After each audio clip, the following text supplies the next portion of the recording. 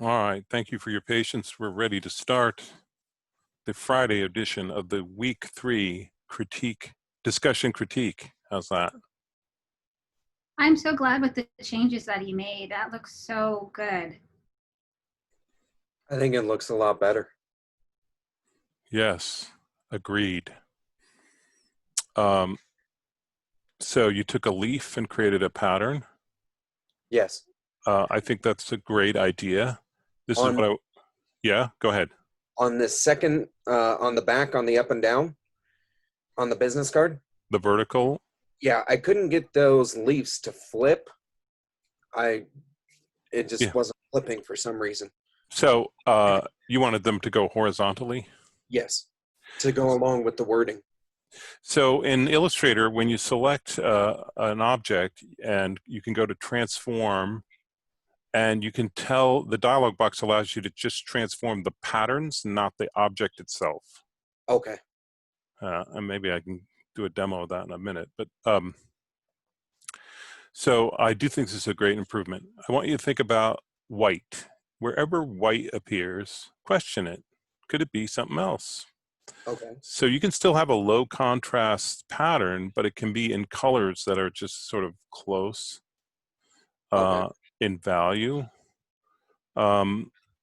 This all caps Tupe Mate feels off-brand to me. I don't know. What do you think?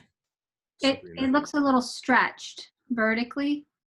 Yeah, but it also, this is like this sort of new agey, earthy rainforest product.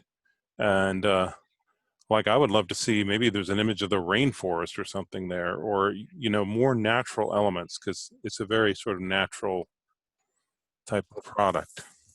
I'm much more, you know, like I like breathing space around elements. It helps me absorb them. When elements are too close to the edge, I get a little turned off by them. Yeah. So it just reads a little loud, and I don't think that's the brand voice that you're going for. Yeah. It's like when your grandmother sends you an email, it's in all caps. Like, Grandma, why are you shouting at me?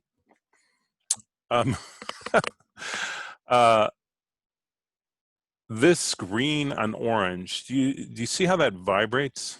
Yeah. You know why that is. They're like essentially they're close to being complements. They're pretty far opposite on the color wheel, and they're both the same value. Okay. So what you could do is you could take that green down and make it darker. Like take the brightness down, and the orange is, this kind of orange is sort of a mid-tone. Like if you're thinking of light and dark, like from white to dark, this orange is kind of in the middle. So if you push the green to be closer toward black, it won't have that kind of vibration effect. Okay. Are you actually in Denver? Yes. Cool. All right.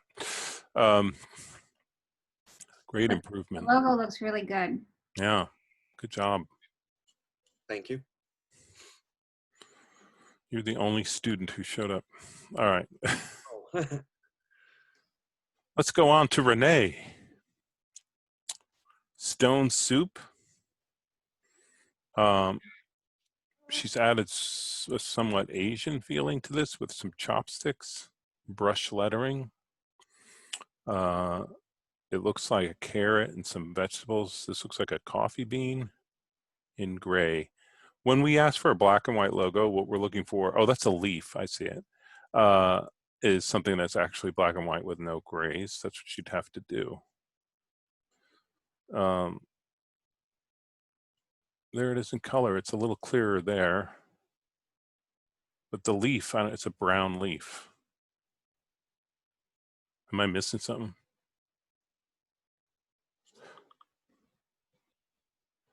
No, I mean. This white stroke doesn't really work. If you were to put a white stroke, it would have to be much thicker. You'd sort of have to, you know, the black is odd. I think you haven't done this correctly either. If this is your assigned color, then it should be this should all be that same color. It looks like you've got a smattering of it all over the place. Maybe it's maybe it's correct color relationships, but your assigned color is not in the right spot. This bowl should be a color instead of black. Take off the white strokes.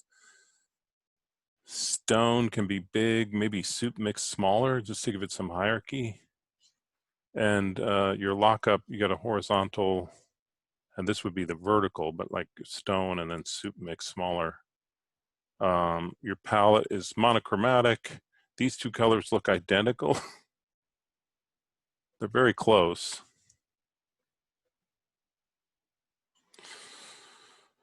And you got started on your business card, but you haven't used color and you haven't figured out what your branded elements are and where the look is coming from. And this goes for a lot of people. They see that name colon and they feel like they have to keep it in like it's part of a form you're filling out, but instead just delete that. And the name would be the name of the person. The company name is in the logo. Yeah. You got any other thoughts there, Sabrina? When you select the typeface that you did, it has that very like brush strokey feel to it. I would like to see more of that in the logo. I think that I didn't draw the logo components correctly because it looks like when it comes to the carrot that they're just open path shapes because you see that straight line filling them in. On the green, should be green stem on the carrot. The filled in, yeah, that drives me crazy. Yeah. So just draw closed path shapes and kind of mimic that typeface. And like you said, when you add some of that visual hierarchy to the text, it's going to balance the whole logo itself because then the mix, or soup mix can be brought down below. So. Yeah, the monochromatic palette is not doing you any favors either. It's great to have a little contrast. Like if you threw in a green, it would really pop. You could throw in some other sort of green adjacent colors. That might help. This, I don't know if this is supposed to be an onion or something. It looks like a giant melon or... It's a little indistinguishable for me. So color might help you there. Color is the solution to everything because this is color theory. All right, let's move on to Jennifer. Black Sea Chocolate. You went with this one. I like this. There's good hierarchy. To see this, everybody? The type has some hierarchy. You're still giving me screenshots with all the guides on, so. The typeface really complements the logo icon mark, with the serifs. Yes. They had that same kind of, wind moving feel to them. Yeah, really good choice of font. This looks like it's a true small caps. And in that case, I would make the C lowercase so that it creates sort of like a visual straight line rather than up and down right there. Do you agree, Sabrina? Yes, I was also going to comment that going back to the icon part, that I don't know what the post is called on a sail. It's just a little the thin. mast. Okay, the mast. It's a little thin. I would make it a little bit thicker, so it doesn't terminate in such a sharp point for the wavy part. And then for the text for chocolate, the serif of the E and the T just touching, nothing else. Right there. So I would, do a little kerning there. This T could move over closer to the A because there's a nice gap right there, and then it would just be perfect. This is the kind of thing that we see as designers, right, Sabrina? And you just wish you could click and move that a little. So when you look at black, the way the L and the A are so nice, that's beautiful. Yeah. So I also want to move the E in on C. There's a little counter space under the S where that could just bump in a little bit closer.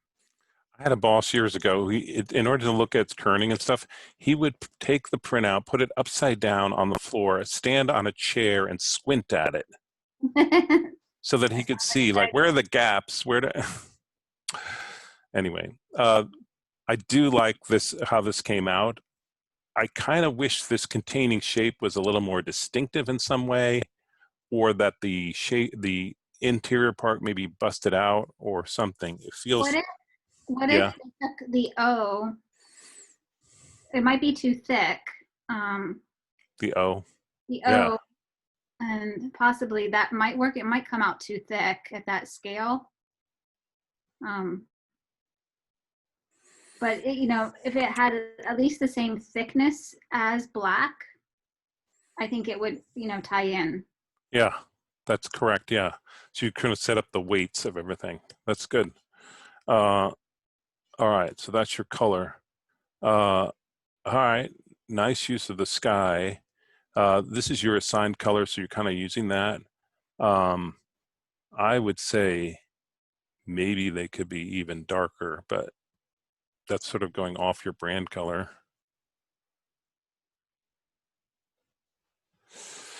The gradient feels like it's in the wrong place, though, doesn't it? I don't know. Yeah. So, and, you know, as you know, I'm teaching in UX and UI side of things. You know, we follow material design and just the physics of nature with being top lit is just more natural, especially when you look at where the highlights are hitting on the sail. Yeah, they're on the front almost. So another awesome opportunity to question white. It doesn't have to go to dead white. It could go to, you know, if you had it going from top to bottom, it could go from blue to purple or something. It might be interesting looking sky. So play with that. I'm not feeling the border in the red. Yeah, this red is off. This orange color is like it's like a too matchy with the. Maybe the Oh, that's her assigned. That's her assigned color. yeah, no, but maybe the mast and the border could be the black. I don't know. I would go with, so if these are the black sails, you could darken them up even further because they're not the assigned color. Uh-huh. And yeah, there's some playing around to do there. It's better when it's thicker though. She followed our direction already. Jennifer, you did a great job on this. So we're nitpicking, we're spending a lot of time because it's worth it because you did good. And I'm looking forward to seeing how you resolve that. Yeah, good job. Cheryl, all right, piece cookies. Now we can see them. Your type should be much bigger. This is sort of a dove. It looks like a sunflower and a bird. And the interior portion of a peace sign looks like a flower and a cookie. And some of her text is stretched. Yeah. All right, so this is the work you're submitting here is for the previous assignment and it's not complete. So make sure you review the instructions so you know what to do. I think that the dove idea maybe has the most merit, but yeah. I would also like to just impart to students to really take the time to learn like the Pathfinder tools and the, you know, Illustrator, yeah. Yeah, because you can create a lot of these complex shapes very quickly and simply just by using basic shapes and using the, you know, Unite tool or the minus front tool or even the divide tool. Yes, and if you watch any of Von Glitzka's videos on LinkedIn Learning, I just love watching him work because he makes it so simple. Mm-hmm. So take a look at those as well and see if you can get caught up. This is complex and I can't really tell what's happening there. All right, Nicholas, Big Red's Texas Chili. So your type could use some hierarchy. This is all the same size. Big Red is the brand. Texas Chili is the category. So Big Red could be much bigger and stacked with Texas Chili underneath. When you think of a logo like this, the icon really just sort of flags you down to read the copy, to read the text. So the text is really in a sense, the star, that's what you really want people to see. So make the text have some hierarchy and bigger. The secondary elements to create the branding for this. Right now, you put a red border on everything. That is like phoning it in. So I want you to really think about what are the other graphic elements that you could use, including color, that could give this a more branded look. Just having the logo itself is not enough. And this border, when you look at your keywords, and this is sort of like a camp out, roughing it, all those kind of things, like this doesn't even fit with that, even being as simple as it is. So Can you zoom into the business card a little bit for me, please? Oops. A lot. All right. There we go. So when I look at the cacti, or cactus, I'm sorry, it's singular, not plural. It has like these, rounded curves to it, it's a lot more organic. And then when I look at like the sun and the wave lines, they're very geometric and they terminate in like straight lines. Yeah. And when I look at the text that's selected, it's very geometric as well. So I'm almost wondering if you should go back and render the cactus in a very geometric style to like, complement the whole look. Yeah, it could be. Like straight angle, with a blunted corner, but like, yeah, I could see there's some interesting things to do with this. So, but yeah, like put big red on one line, Texas chili on another line, push that visual hierarchy. I think you'll see it'll go a long way. The fact that the waves come in at a slight angle kind of breaks the horizontal. Yeah, horizontal. Yeah. Flow of it. Horizon. That's the word I'm looking for. Yeah, it's like the river's coming down from the left to the right. So I almost wonder if that line should go into the sun itself. But I don't know. It does feel a lot, and this doesn't feel like a true arc, like a circle. So just a couple of things to maybe consider. So I do like the colors. You got the complementary colors with the analogous accent, and they really do complement each other well. The fact that the green is lighter and the red is so dark doesn't have that vibration that normal complementary colors have. Yeah. So the color scheme I'm very appealed to. I just want that hierarchy and so forth. And no white background. Let's come up with a color for there, a tint, a paper texture, anything. Yeah. That's my 2 cents anyway. Yeah, I agree. Yeah, if you use the stroke tool and just create rounded end caps on those, that'll help a lot. You may then decide that a different typeface would work better. Mm-hmm. All right, let's go back out. I didn't realize I could zoom in that much. All right. All right, key. This is Babylon soap. So it's sort of like a herbal thing with some bubbles. All the strokes. Well, the strokes on the leaves seem okay, but this circle with the strokes is just added complexity that's not really helping your icon.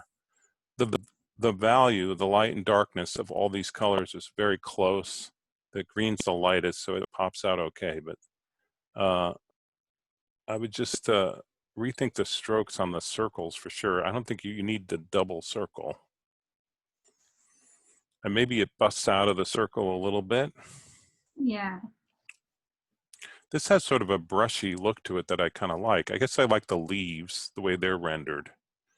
I don't know if there's bubbles, bubbles tend to be perfect circles because of the physics of how they work. So something that I'm just going to tell you, and then I'll let you look it up. But in design, we have this thing called the rule of odds. And so as I count, you have 6 bubbles. And I guess that's part of the reason why it doesn't feel balanced to me. So I'm just going to throw that out there and let you look it up and see what that's all about. Also, your highlight is darker than the base color. Like it should be invert, like this should be a highlight, right? Yeah. Type is okay. It feels a bit generic. Um, So what if like Babylon was on one line and then soap was in capitals and a much smaller font kind of tracked yeah, out? yeah. And you can do Babylon in some interesting font because of the brand. So this color palette has a nice mix of hues. You may, as you use them, need lighter values of some of these colors, and I think that's okay. You know, like a real brand standards might have the core colors, tints, and shades of both of each color as well, and then a secondary. I mean, you could really get complicated. We're keeping it simple for now, but I would just say these colors combined work well. But when you need more value contrast, go ahead and do that. Don't do opacity, but you can change the saturation of the I colors. was looking on a website and I saw like, you had, different, like key features and you had like icons highlighting the key features. Like these colors behind the icons would look great. They all harmonize well with each other. But when you place them on top of each other, that's when there's not enough, visual, contrast for the eye. So they just because they harmonize doesn't mean they belong on top of each other. Yes, good point. All right. All right, Anne of three names.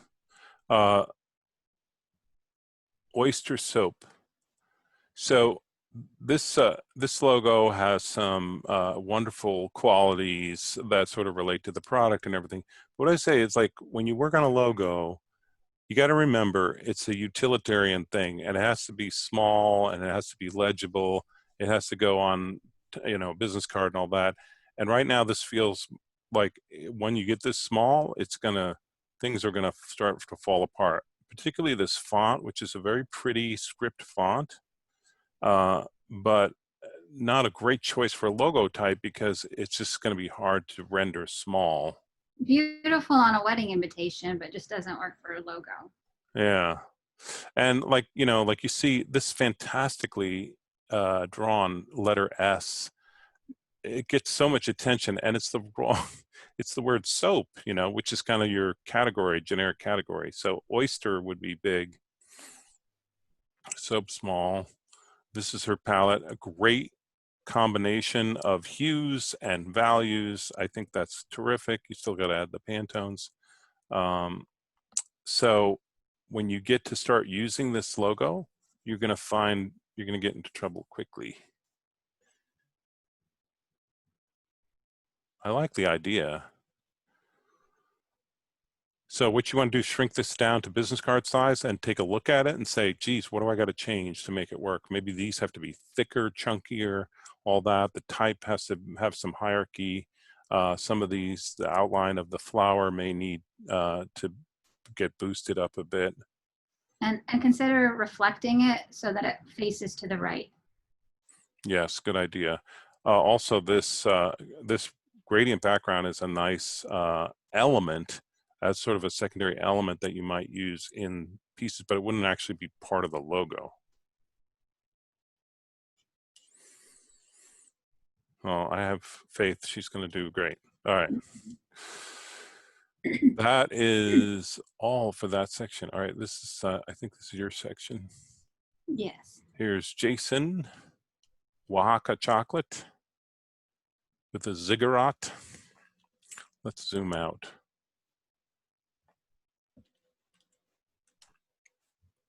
He has more if you scroll down.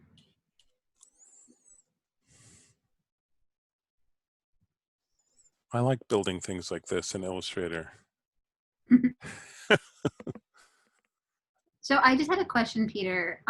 Is there a minimum maximum number of colors they're allowed to use for the logo? The logo itself can, they have to have their assigned color in it. Other Mhm. than that, I don't require it have a second color. And I've never had to restrict the maximum colors. I'm trying to ascertain how many colors are in this logo. Um, It could get simplified a bit. so I think the way the ziggurat was drawn is strong. I like it's very distinctive. I'd like to see it in fewer colors. I like the color palette though. It definitely carries brand voice. I like this radiating sun motif. I'm not sure the application of it is as effective as it could be, but it is a strong motif by itself. The back of the business cards looks like a box that's, you know, stamp packaged and it's impeding legibility. So I would definitely take the brand name at the angle off. And maybe even lighten that background orange color so that the text can really be more readable, boost that legibility. So, and I don't think you necessarily need the brand name on the back of the card since you have it showcased so well on the front. Yeah. What do you want to add? I would think I like the stacked type better than the horizontal. But the word chocolate could get knocked down and be a different font, maybe less heavy. Let Oaxaca be the standout piece. This little element here, if you see, it's hard to see. The radiating sun, yeah. That could be an interesting pattern element that if it's low contrast. I mean, it has a low contrast right here. This is too much contrast to have type over it. I don't know. I would play with that. Maybe it could become a repeating pattern. How do you feel about all the borders? Well, they've got some distinguishing characteristics. I wouldn't put a border on an envelope ever. But, you know, it's different. It's got something. Put a real letter in here instead of just a huge block of lorem ipsum. I thought the template had that in there. I have to do a template purge. So, all right. All right. This is Brianna. Chunk soup. Chunk soap. Soap, sorry. Yeah, it's the soap that's for, you know, manly men. And we've got these elements, chunk soap. So it's kind of a muscular arm. Right. So the colors, I think, do have a masculine feel to them, but I don't think they're necessarily harmonizing as well as they could, and not providing appropriate color contrast. The logo lockup is still incorrect. So, and the angle and the font choice is impeding legibility. So, and the scripty font doesn't necessarily have a masculine feel to it. So I would, you know, continue playing with your elements. The radiating lines on the back of the card, I'm trying to just, you know, I believe in purposeful design. So it just doesn't feel very purposeful. It just feels like a pattern that's been applied. But yeah, so go ahead and, you know, tweak that logo, get, you know, different, you know, good weighted font, get something with some good weight to it. And then you can use that with your icon. Bump the color contrast on the icon. It's not really distinguishable. You know, without me knowing what it is, I don't think I would. Yeah, I get that it was an arm. Yeah. So, and yeah, then, the dividing lines between the segments of the arm seems odd. You know, like that's not how an arm really looks. So. And then some of your text is stretched on the horizontal business card. And then you just want to keep with font consistency. You're using a lot of different typefaces. When we get to the envelope, you've introduced another one. And that one's hard to read too. It looks squished. So you obviously love script fonts. And so just use those for personal projects and don't use them in school. Yeah. Yeah, and this, so what I would advise, Brianna, you have yet to sort of capture the brand voice. And as a result, you're trying to sort of just decorate things with shapes that are arbitrary. You haven't quite figured out sort of the language that you want to use. So I would look back at some of your logo exploration process and maybe find elements or, you know, parts of previous rejected logos or things that you could maybe make into patterns. Think about paper texture and things like that that you could use and see if that gives you some inspiration. Because right now I think that's what you need is inspiration. This is squished. Yeah, that's my. Pay attention to aspect ratio all the time. All right, Kayleen, Dark Wave Soap. Dark monochromatic. I'm not sure where you're going with this. And you know, she had these beautiful sketches in last week. Yeah. In the end, she ended up, you know, selecting something that to me just totally doesn't incorporate any of that. It's just, you know, these bands across the background, you know, forming waves, and not Yeah. even necessarily waves in a smooth flow, but you know, some of them feel a little bit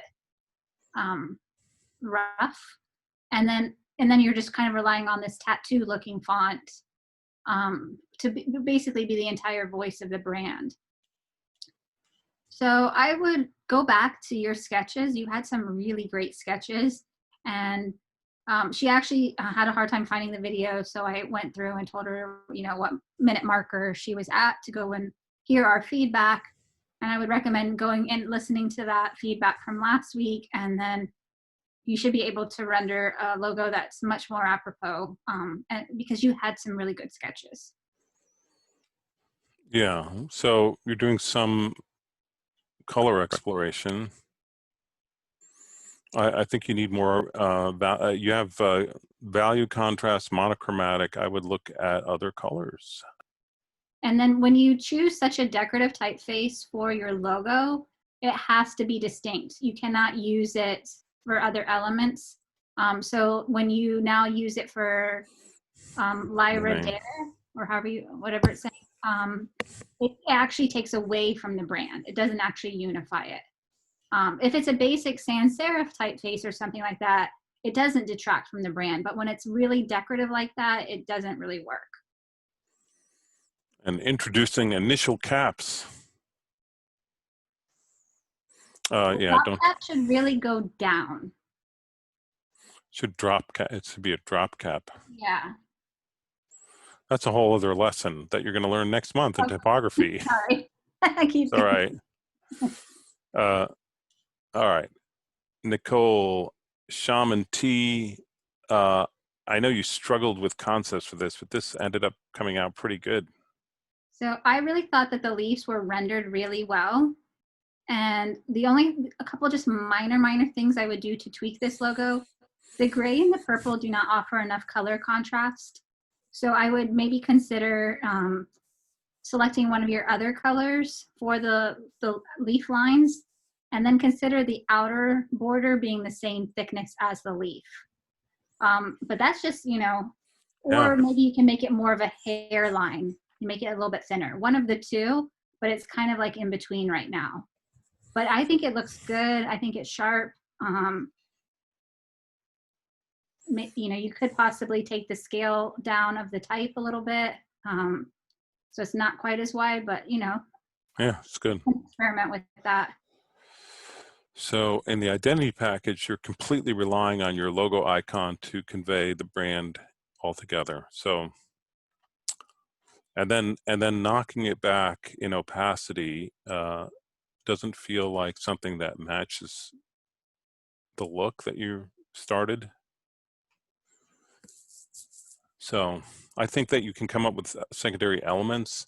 You know, if you took this center leaf and you played with the color fill, and maybe could you make a pattern out of it or something. Since this is like very Southwestern, maybe the paper has a little bit of a tint to it, a color, you know, cream paper or something would be better than white. This, just doing a slash geometry like this It's not really an idea. But you've got great creativity there, so how about it?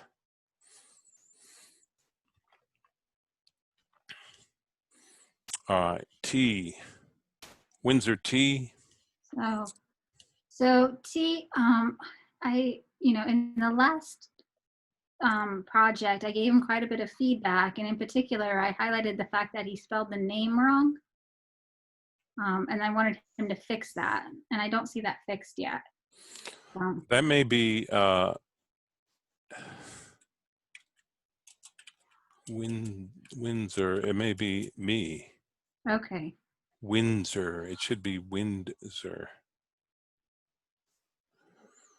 I think it's wrong on the creative brief. Okay. All right. So I'll click back on that link and double check. But it's a simple thing to fix. What, here. Oh, here it's spelled Windor. Indoor. Oh. So Yeah. somewhere between those two. The logo itself is not proportionate. So you really want the type and image to balance each other.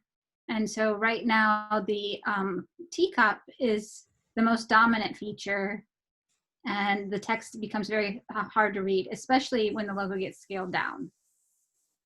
So. Yeah. So this green is the assigned color. It's not anywhere in the logo right now.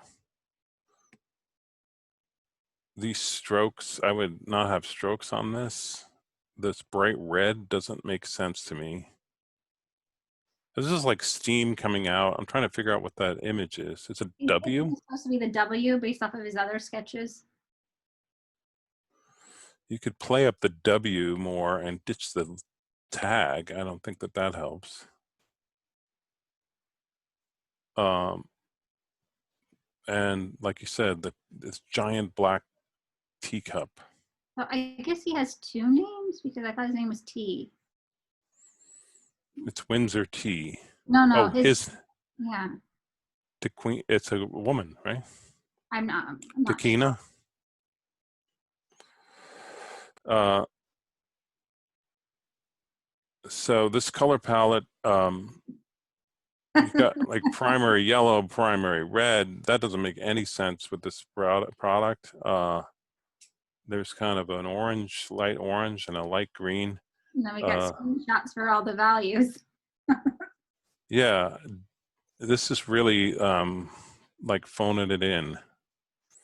A little more effort, and you're pasting. That's the other thing I don't understand. Students pasting squares on top of the squares that are there. Like, why wouldn't you just select that square and change the color? That's pretty much how we do it in the video. This is like making extra work, like I'm copying and pasting a square into a square. Something's up, because she's not the only one that's done that. All right, this looks like sort of Southwestern or Mexican or something. That was my, and this is a prefab border that Illustrator has. Yeah. So nothing that they've created on their own. Read your creative brief, read your keywords, make sure you understand the brand and where it comes from. All right. Yeah. So the Mexican tea, this is starting to work for the Mexican tea, but it's not Windsor tea. All right. Last one. I actually have to do my campus class at 1 o'clock. But, okay.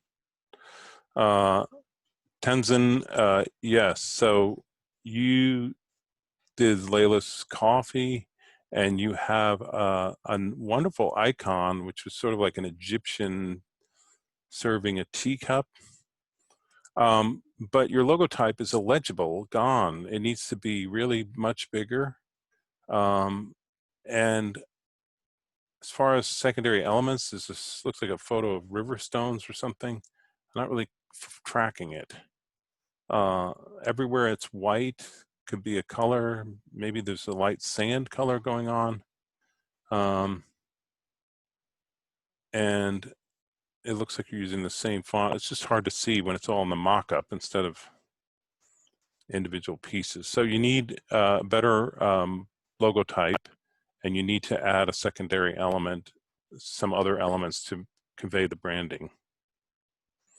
This is a horizontal business card. You place a vertical card there. It just looks, I keep wanting to tilt my head. Anyway. Benjamin, this is Tortuga jelly beans. So I'm assuming that this tiny little scribbly stuff in here is the logo type around inside the shell. Don't do it that way. Read last week's assignment more carefully and put the logo type underneath or to the side. And you're using, so the green color, I think this purple color is your assigned color. It's not showing up anywhere in the logo. And you need to figure out what are the other elements. You can't just put a border on something and call it a day. More thought into Tortuga jelly beans, the adult flavored jelly beans that have sort of a pirate aspect to them. So there's a lot you could work with. You can't have a dark envelope that uses lighter type, because this is going to go in a laser printer and somebody's going to put an address on there. So it would have to be lighter. But you got some work to do to get that up to speed. Yeah, there it is. Now I can read it when it's really huge. As instructed, don't put it into the icon. The jelly bean's okay. Maybe that takes up all the space. So you can put the type to the side. All right. Wow. Crystal, all right, so Big Easy Cookies, the cookies from New Orleans, I gave you feedback on your logo. You can't read the type. This is just a generic cookie with a bite out of it. It doesn't really constitute a good logo icon. Because this is from New Orleans, I think your assigned color is this purple color, but you have a lot more stuff to draw upon. Mardi Gras, look at your creative brief. I feel like you have not read your creative brief. You just saw the name and started diving in. So do some research, find some other elements. Right now, this is not sufficient for the assignment. You need to have secondary elements in here that convey the brand as well. And that's it. All right. All right, bye, Peter. All right, I gotta go, so. I know. That's why I kept silent for the last one. All right, thank you. Well, pretty clear. Thanks, Sabrina. All right, we'll see you guys on Monday when we do a lecture on package design. See you later. Bye.